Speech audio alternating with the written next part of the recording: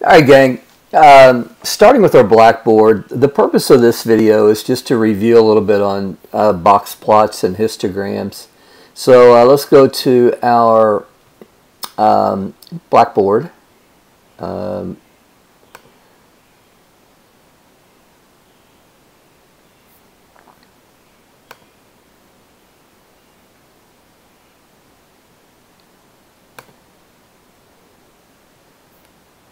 Hey guys, the purpose of this video is to review box plots and histograms. So let's begin with Blackboard and go to content, and depending on when you're taking the course, obviously what you see here may vary a little bit, but nevertheless, under handouts, if you go there, you're going to see a file that's been uploaded called More on Box Plots and Histograms. So gang, if you'll click that, you will get the following document. So I just want to run through this with you. Let me try to find my pen. Okay.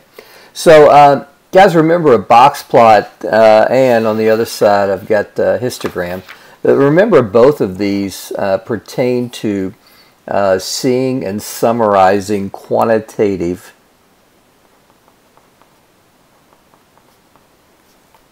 data. You would never, ever consider doing a box plot or a histogram with categorical, like political party, eye color, type of car you drive, things like that. Quantitative, remember, numerical data. So this is kind of interesting. I love to travel, so usually when I travel, I go on a plane. So anyway, the box plot just displays the number of miles or the range of 21 randomly selected airplanes can travel when filled with fuel. Easy for you to say.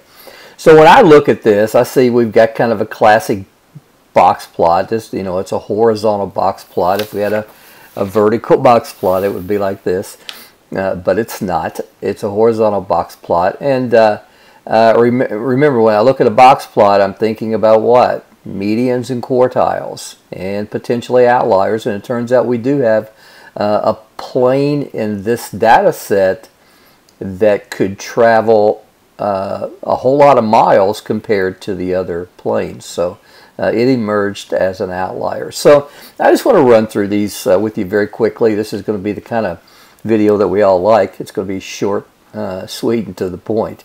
So approximately, what is the value of the median? Well, guys, remember, to get the median, you go to the box part, come to the line in the center. Now again, it could be a vertical box plot, in which case the line, but nevertheless, it's a line in the center of the box plot. And if I bring that down to the axis, I can see that this is 1,000, this is 1,500, this is 2,000.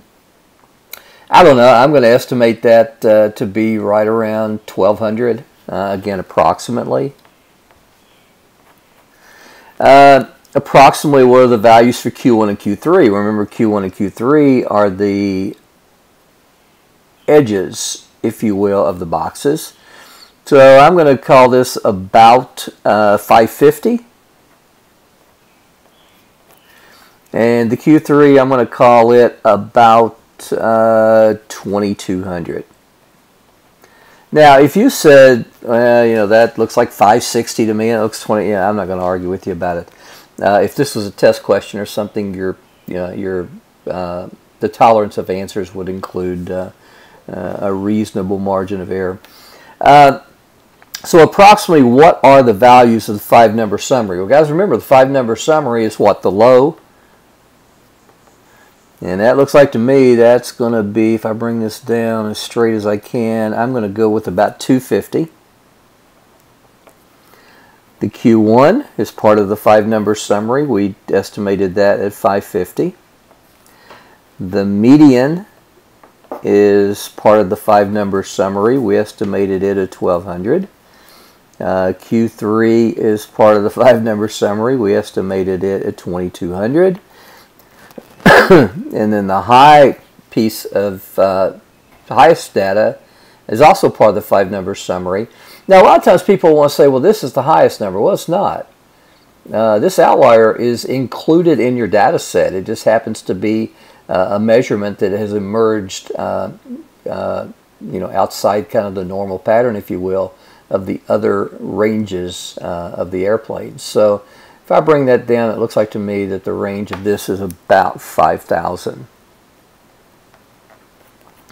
So guys, the 5-number summary, really easy to find from a box plot. Now, approximately what is the value of the IQR? Well, guys, remember the IQR is the distance of the box. So it's the distance from Q3 to Q1. So we can see that, again, Q3 to Q1 would be 2200 minus 550.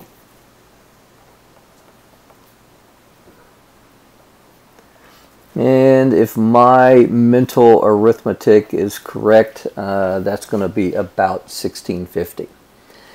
Now, approximately 25% of the data fall above what value?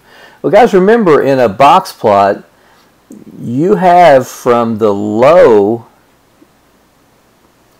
to Q1 25% of the data. From Q1 to the median, you have 25% of your data.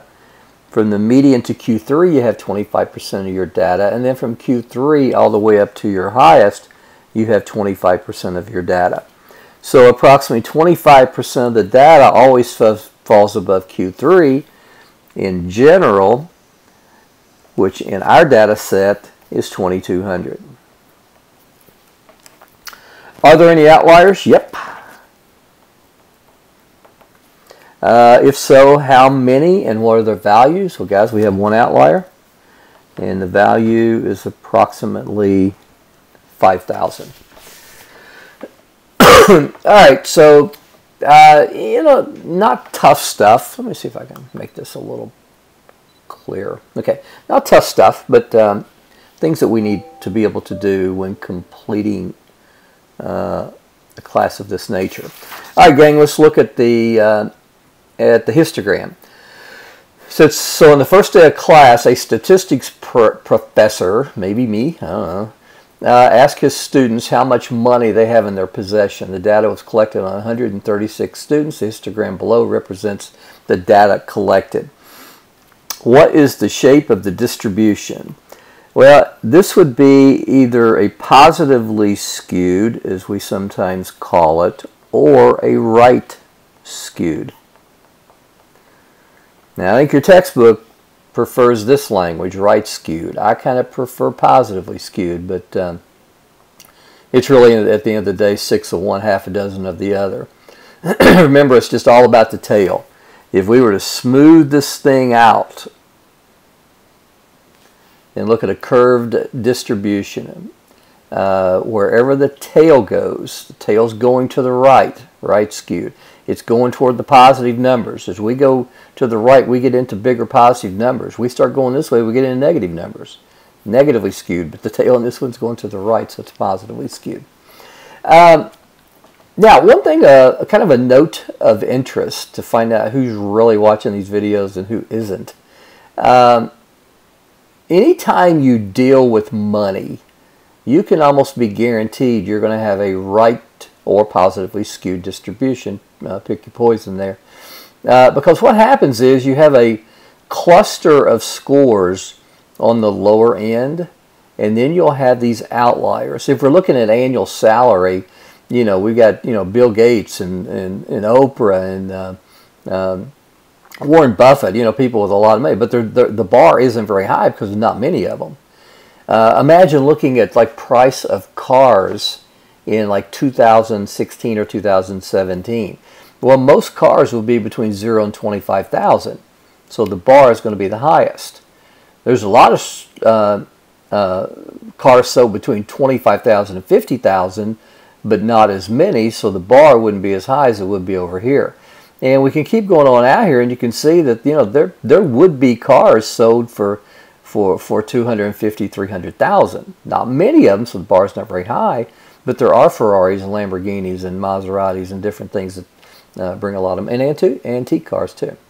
So, guys, for the most part, right skewed, positively skewed, you can always think that's what the distribution shape will look like if we have things that data measurements that pertain to money. All right, between what two amounts of money will the median lie? Well, this still take a little bit of work, because we know if we have 136 students and we put their money from the lowest all the way up to the highest, which it looks like somebody had between $100 and $110 in their possession. But if we were able to arrange these from low to high, from probably 0 all the way up to 100, 110, whatever it was, the median would be in the middle, wouldn't it? So if we could take 136 divided by 2, we get 68. So I could count out here the first, second, third, fourth, fifth, sixth, seventh, eighth student. If I could come all the way out to the 68th student, whatever amount of money they had in their pocket, that would be approximately the median. Well, I can't really get that from this, but I really can too. Because if I look at this, I know from 0 to 10, I know that I had 61 students that had between $0 and $10. I don't know what they had. I don't know whether they had $7.50 or $2.97. I just know that 61 had value between 0 and 10. But I need the 68th one. So my 68th wouldn't be in this section, but the next 41 or 42, depending on the way that falls, would have between 10 and 20. So I know that the 61st is between 0 and 10, the 62nd, 63rd, 64th, 65th, 67th, 68th. The next 41 or 42 would fall in this range. So guys, the 68 would have to fall in the $10 to $20 range. Now, if that went by you a little fast, it's a great thing about having these things, these lectures on video. Rewind, replay. You may have to replay it more than once, but I really can't explain it any better than I just did. Okay, approximately how many students have between $20 and $30 in their pocket? Well, this is going to be a really easy question. Go up, come over. We see we're in frequency and not relative frequency, so we have approximately 20. Approximately what percentage of students have between $20 and $30? Well, guys, we just need to take 20 divided by our total of 136. And I don't have a calculator, but luckily I got my phone right here. If I can find my calculator on my phone. Yeah, there we go. So if I take 20 divided by 136, I get 14.7%. Turns out to be 0.147, some stuff. But we round the percentages usually to the 10th of a percent. Would you expect the mean to be smaller, larger, or approximately equal to the median? Well, guys, from a previous video, we know that the mean will be higher than the median.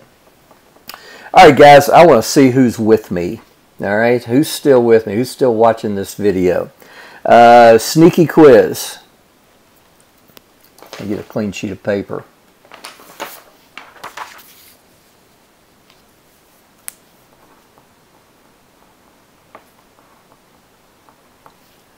$25 points. Send the email to me.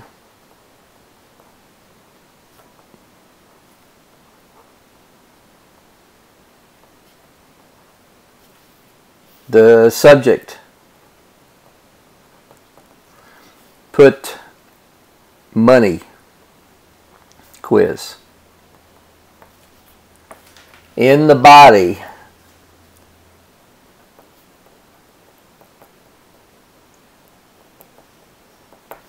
Write a distribution that pertains to money will likely be positively skewed. Write that, you get 25 out of 25. Don't send anything, you get 0 out of 25. The deadline, because I want to use this for future classes, the deadline is when this assignment is due. So if you're watching this video in week number 2 or week number 3 or week number 4, whatever it is, the assignment, you will have an assignment for that week. Whenever it is due, that's when this is due. Now, I don't accept these late. Now, you can turn your assignments in on my math lab late and get 50% credit on the problems that you turn in late. You don't lose any credit on the ones you turned in on time. But this is one you cannot submit this late. So whenever the corresponding assignment is due on my stat lab, this must be sent by that time. And those are usually at 11 p.m. But it just depends on the semester. All right, gang, have a great one. That's all I got. Take care.